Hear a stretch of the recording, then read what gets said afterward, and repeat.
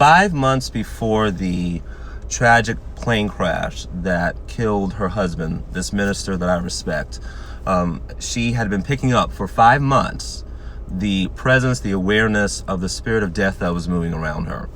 Had no idea who was attached to, didn't know what it meant, really didn't know that it was pertaining to her or her family or people in her own life situation, but she was sensing the presence, the spirit of death for 5 months and was praying against it, praying about it, trying to get wisdom concerning it. And then shortly before her husband's plane crashed, because he had his own plane, shortly before his plane crashed, she was aware of the spirit of death again, praying concerning it, and then found herself praying out words, saying out words, the angels of God will escort him to heaven, and the spirit of grief will not come on the family. Had no idea that was talking about her family, but it was. She would later discover. The day his plane crashed, because he owned his own plane, he was scheduled to go out, out of state on the plane to a meeting.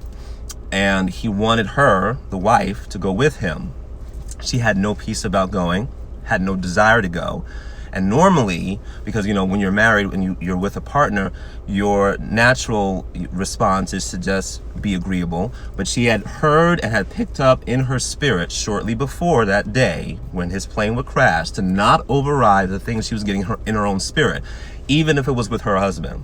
So he was pressuring her. He really wanted her to go with her on this trip. And she said, you know what? I don't have a desire to go. I've been going so much. I'm going to pass on that. And she also had, because, she had the authority to do the same, to keep a lot of people off the plane that would normally be on the plane going on different trips with him when the plane crashed. So her son would normally go. He didn't go. Several other guest ministers that would normally be with him traveling didn't have peace about going either.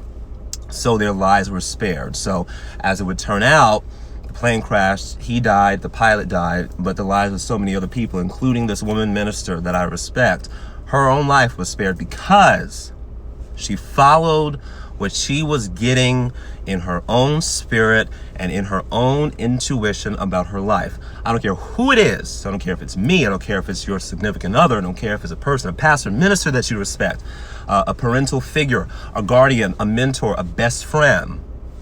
Don't override the things that you're getting in your spirit and in your intuition, because those things have the ability to literally save your life. Pay attention to what you're getting on the inside and follow that, not other people's opinions, period.